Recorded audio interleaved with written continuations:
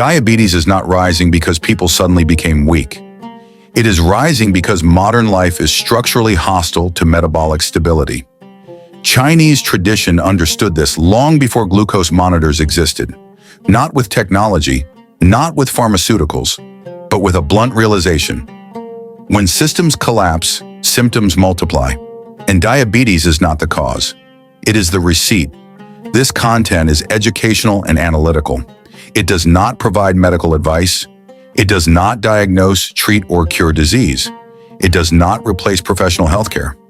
Diabetes is a serious medical condition. Any treatment decisions must involve qualified medical professionals. What follows is a framework, not a prescription. Modern medicine treats diabetes as a biochemical malfunction. Blood sugar rises, insulin fails, intervention follows. Chinese tradition starts elsewhere. It assumes the body is not broken. It assumes the environment acting on the body is misaligned. So the question changes. Not, how do we suppress the symptom? But, what structure produced this outcome? That shift defines the entire model. Chapter 1. A pattern, not a disease. In traditional Chinese medicine, diabetes did not exist as a single, isolated diagnosis. There was no obsession with naming a molecule or isolating an organ. Instead, the condition was grouped under Shaoqi, literally translated as wasting and thirsting. That name matters because it does not point to a defect, it points to a pattern. Shaoqi was defined not by a lab value, but by recurring observable signals. Persistent, unquenchable thirst, gradual and unexplained weight loss, chronic fatigue, dryness of the mouth, skin, and body. These were not treated as random symptoms. They were read as evidence of a deeper process, a body burning resources faster than it could replenish them. In this framework, illness was not something that suddenly appeared. It was something that emerged slowly, predictably, when balance was lost and left uncorrected. The logic was straightforward and ruthless. If symptoms cluster over time, the failure is not local, it is systemic. So the response was never to suppress one symptom in isolation. Treatment aimed instead to restore equilibrium between heat and fluid, between exertion and recovery, between intake and expenditure. The goal was not eradication, it was rebalancing.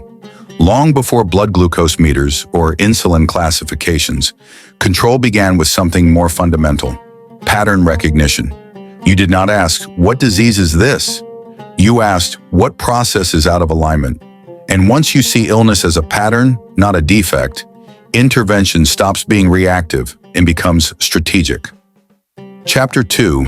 Diet as structural control. In traditional Chinese thinking, food was never considered neutral. It was not merely fuel, or a source of pleasure, or a social ritual. It was regulatory, a tool to maintain the body's equilibrium, a lever over the system itself. Meals were designed with precision, even if that precision was cultural rather than scientific. Consistent. The timing, quantity, and type of food mattered. Irregularity was seen as a stress on the system. Simple. Complexity in meals was thought to confuse the body, creating imbalance. Predictable. The body thrived on routine.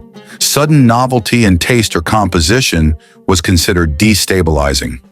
Sweetness was deliberately limited. Refined grains or processed foods were rare, if present at all. Overconsumption was discouraged, not through moral judgment, but through mechanical understanding. Excess taxed the system, depleted resources, and amplified underlying vulnerabilities. The objective was not indulgence, it was stability. Even before modern endocrinology and insulin were discovered, Chinese physicians had already observed the effects of spikes and crashes in energy and thirst. They recognized that irregular intake could overwhelm the system, creating a cascade of imbalance that, over time, manifested as Shaoqi. Diet was therefore not about pleasure, novelty, or desire. It was about control, structural control. Each meal was a corrective measure, a small intervention in the ongoing dynamics of the body. Eat poorly once, and the effects were minor. Eat poorly consistently, and patterns of depletion became entrenched. In this logic, nutrition became a language, a form of communication with the body. Every choice spoke to the system. Balance here, restore there, stabilize now. And so, long before medicine had formulas or chemical measurements, the everyday act of eating was already a first line of defense against systemic disorder. Chapter 3. Herbal Formulas, Not Miracle Inputs. In Chinese medical thought, the idea of a single, miraculous cure was foreign. Illness, especially chronic imbalance, was never seen as a problem with a single, isolated cause. Instead, it was systemic, a network of dysfunctions requiring coordinated correction. This is why herbal medicine was built around formulas, not individual herbs. Each formula was a carefully composed combination designed to interact with the body as a system, rather than attack a symptom in isolation. The goals were clear: reduce internal heat, cool the body where excess activity had burned fluids and energy, restore fluids, replenish what had been lost through imbalance or overexertion, support weakened organ systems, strengthen organs that had been overstressed or depleted over time, regulate energy flow, ensure that qi, the body's vital energy, moves smoothly, preventing stagnation and overload. Every ingredient had a specific function, a defined place in the formula. No single herb was meant to act alone. The power of the remedy came from interaction, from synergy, from the way each component moderated or amplified the others. Treatment was gradual, deliberate, and patient. The principle was simple. Force creates backlash. Control requires balance. A strong, aggressive intervention might suppress a symptom temporarily, but it risked creating deeper instability elsewhere. By contrast, formulas worked with the body's own rhythms. They nudged, restored, and harmonized. They did not dominate, they guided. The lesson is subtle but profound. Chronic problems are rarely solved by isolated fixes. They are solved by systems thinking, by coordinated adjustments that respect the complexity of the whole. In this framework, health was not a product of heroics or miraculous inputs. It was the result of careful orchestration, a patient adjustment of forces over time, where the sum of the parts created stability far greater than any single ingredient could achieve. Chapter 4. Movement as non-optional maintenance. In traditional Chinese medicine, stillness was never considered harmless. Sitting idle, even for a day, was not just a habit, it was a subtle stress on the system. The body was understood as dynamic, a network of flows, energies, and balances. When movement stopped, stagnation began. Daily activity was therefore assumed, not optional. Practices like Tai Chi and Qigong were not framed as workouts or fitness routines in the modern sense. They were maintenance protocols, carefully designed exercises meant to preserve systemic balance. The benefits were understood in practical, systemic terms: prevented stagnation, kept blood, fluids, and energy moving smoothly through the body, improved circulation, ensured that organs received resources efficiently, avoiding localized weakness, reduced internal stress load, movement distributed strain, preventing overload in any single area. The logic was elegantly simple. A system that does not move cannot regulate itself. A system that cannot regulate inevitably fails over time. Even subtle movements mattered. Gentle stretches, coordinated breathing, slow shifts of posture. These were all strategic interventions on the system. The body was treated as a machine with continuous feedback loops. When one part slowed, the entire network felt it. This philosophy reframes exercise not as optional self-improvement, but as a non-negotiable structural requirement. Neglect it, and imbalance begins silently, long before symptoms emerge. Respect it, and the system can maintain itself, adapting naturally to stress, diet, and environmental pressures. In short, movement was not about muscle tone, speed, or endurance. It was about survival, about keeping the body's regulatory mechanisms in constant, efficient operation. Chapter 5. Lifestyle is part of the medical model. In traditional Chinese medicine, health was never treated as something separate from life itself. It was inseparable from daily structure, habits, and rhythms. A person's lifestyle was not merely context, It was central to the medical model. Sleep was not optional, schedules were meaningful. Going to bed and waking at irregular times was not a minor inconvenience. It was a systemic stressor that disrupted energy flow, hormone cycles, and internal recovery. Routine mattered in all aspects of life: meals, activity, work, and even social interactions. Consistency was seen as therapeutic, and irregularity as corrosive. This was not about morality or obedience. It was about control over systemic balance. Emotional regulation was equally critical. Anger, worry, or prolonged anxiety were never dismissed as psychological background noise. They were physiological disruptors, capable of tipping a delicate equilibrium into imbalance. Chronic stress was read as a measurable burden on the organs, the fluids, and the flow of qi. The philosophy was straightforward. If life is chaotic, the body mirrors that chaos.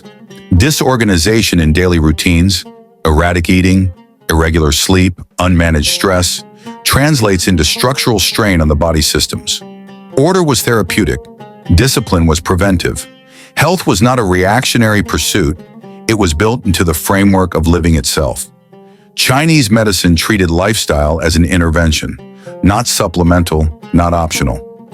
Every decision, every habit, every small daily choice was part of the treatment plan. The body was a reflection of life patterns, and changing those patterns was the most direct route to maintaining balance and preventing chronic illness. In essence, health was never just what happened in a clinic or with a prescription. It was embedded in the architecture of everyday life, where structure, rhythm, and regulation became medicine itself. Chapter 6. Control without the promise of a cure. This is where credibility was preserved. Chinese medicine never relied on grand promises or miraculous fixes. Chronic conditions were not presented as enemies to be vanquished once and for all. Instead, they were understood as persistent systemic imbalances, challenges that required careful, ongoing management. The focus was never on cure but on control. The logic was subtle, but practical. The body is not a machine you can repair and forget. It is more like a field of crops, dynamic, living, and continuously influenced by environment, effort, and time. You do not fix a field once and assume it will remain fertile. You manage soil quality, regulate water, monitor sunlight, and adjust planting cycles. Success is measured not in a single harvest, but in consistent yields over seasons.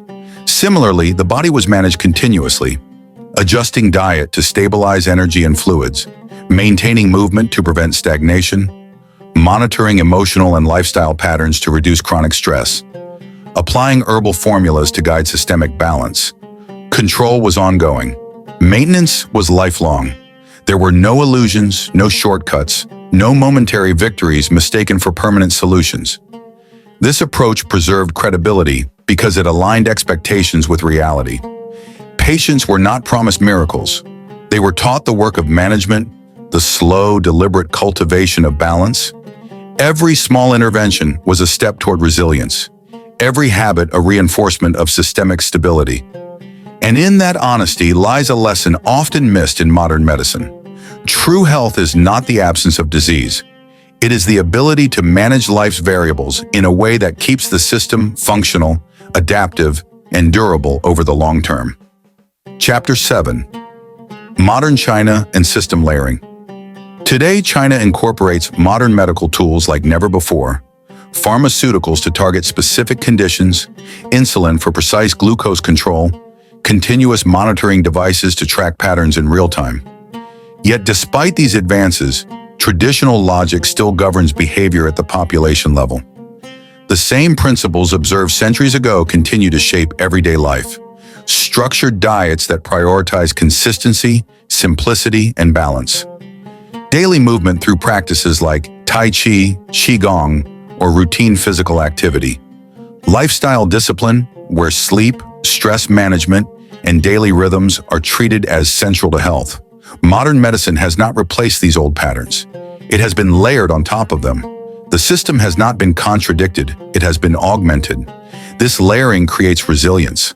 Biochemistry and technology provide precision, but the underlying framework of balance, routine, and system-wide thinking remains.